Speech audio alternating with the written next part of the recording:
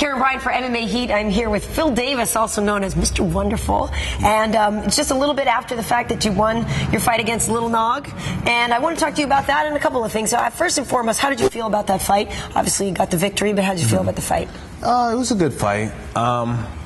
It's hard going into a fight with someone you've trained with before, just for a number of reasons. Just, you know, you kind of know the guy's game, but not really, you know. And it just made for it to be a little interesting. Yeah. Well, you guys are both based down here in San Diego. How often were you training together? Well, I think he mostly trains in Brazil. Yeah. I trained with his brother, Minotauro, a lot more when he was getting ready for his Randy Couture fight. Yeah. And I think he and I only trained together like 2 or 3 times. Right. But still, it's a little strange. Well, the whole way that you guys even got matched up again, because that got switched, what, 3 times for you? 3 times. Whatever. You got paid, right? I mean, at the end of the day, are you one of those guys that has a list that you check off of people you want to fight, or were you just like, whatever, it's money, I'm training anyway, and I'm good to go? Like Kill Bill style? Yeah, exactly. No, not really. I'm, you know, to me, it's not about fighting people. I don't care if you can beat, you know, this guy or that guy. I want to have the belt, you know? That's all it is, really. Right. How do you feel about what people say after the fight, though? Because, you know, wrestlers, you have come from such a strong wrestling background, and people just are really hammering on the guys, and, oh, you guys are boring, and you're not doing this and not doing that. I mean, how do you process that? What do you feel about it? I mean, I appreciate the criticism, you know. You know, fans are fans, and they're entitled to their opinion. And, you know, I welcome that. It's just, it's part of the sport, but, you know, no one ever complains that, oh, this guy only stood and banged. He didn't even try to take me down.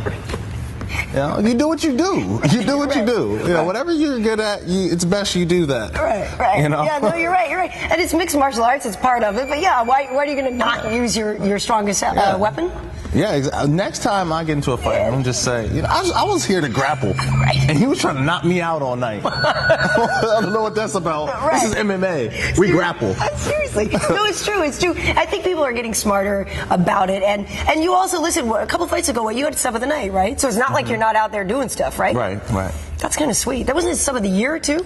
Was it? Or somebody voted it that. I mean, maybe it was. I mean, I guess there's not like the official, like, there's the Fighter Only Awards. Well, when I get the Fighters Only. Yeah. For sure. What'd you get? You got like 80 grand? Yeah, I didn't count it all, but I think something like that, yeah. What'd you do with it? Yeah, I just threw it in the bank. Oh, yeah? Yeah? You no big purchases. Really? Because, you know, I would think you would treat yourself to a little something. I mean, I was due to get a TV, but that's not like a big purchase. Right. But you got probably a bigger TV than you scheduled. I mean, that definitely opened up my, you know, I mean, I could go in there and kind of pick the bigger one, but. Right. Otherwise, pretty modest. Yeah. So where do you see yourself as far as the light heavyweight picture? People are kind of ranking you now in the top 10 and everything. So do you feel that you've already been there? Or you feel like now you're there? Who do you want next? Where do you see?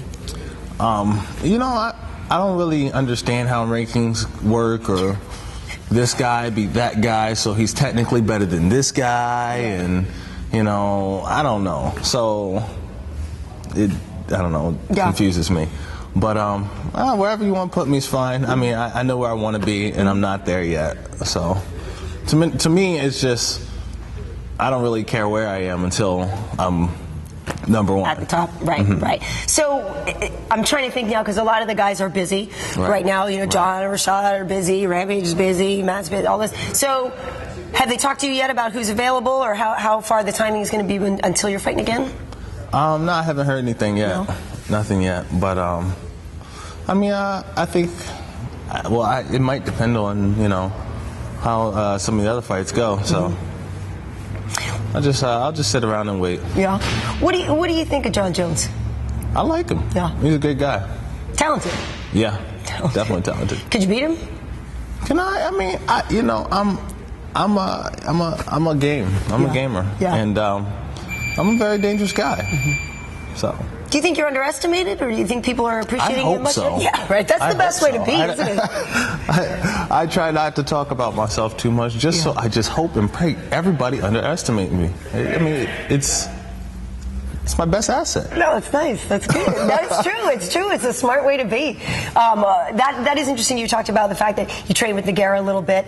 Obviously, Rashad and Jon are going to be fighting each other. That's an interesting thing that Rashad and I have talked about. Yeah, you know the other guy's secrets there. And a lot of people are underestimating Rashad in that case. He's a strong wrestler. I mean, do you see that wrestling is something that can win against Jon, who also has a background in it, though?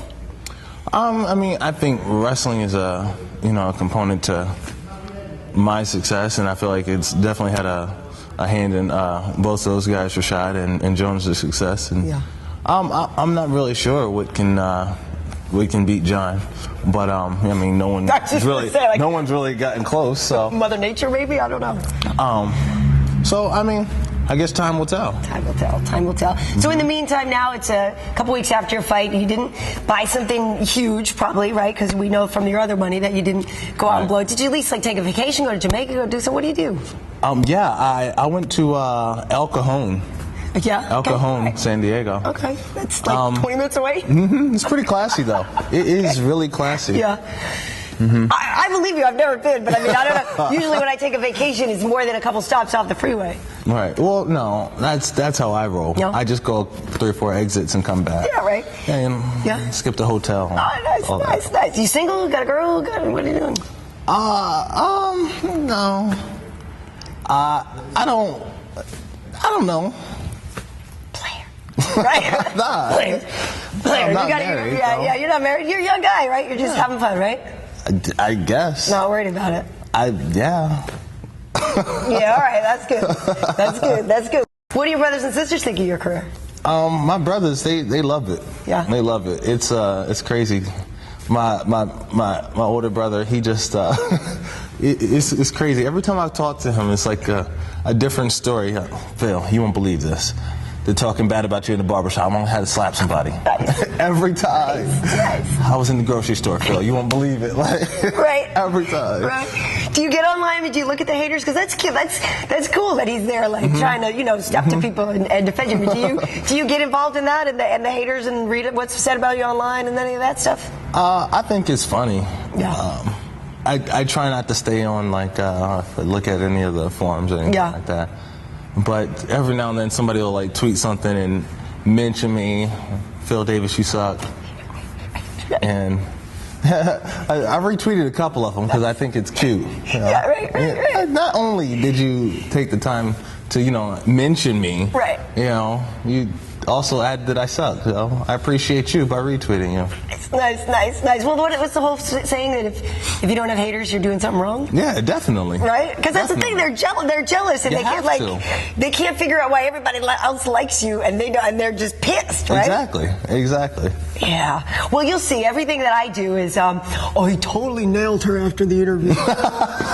Like every single time. I happen to be married, and I don't really make a habit of that, but it's like seriously every single time. They totally did it after the interview and whatever. I mean, it's like it gets to the point. Like sometimes I look at it, and I'm like, oh, come on. Yeah. And then sometimes some of them are pretty funny, like what they say. But for the most part, it's just the same thing. It's like, really, come on. Come on. Right. But whatever. So just be ready for that because it's coming. That's coming. They hit it. No, I've already been dealing with that. Yeah. I'm good friends with Shandella Powell. Okay, right. Yeah, she's awesome. Right. Yeah. Yeah, baby. You too. Yeah, right. But no, we're just friends. Just cool. She's a nice girl. I met her out at the MMA Awards, and she's real cool. I liked her a lot. I liked her a lot. Well, Phil, again, congratulations on the Nogueira fight, and you did a great job. Good luck, and we're looking forward to see you fighting again. All right, we'll do. Hi, I'm Phil, Mr. Wonderful, and you're watching MMA Heat.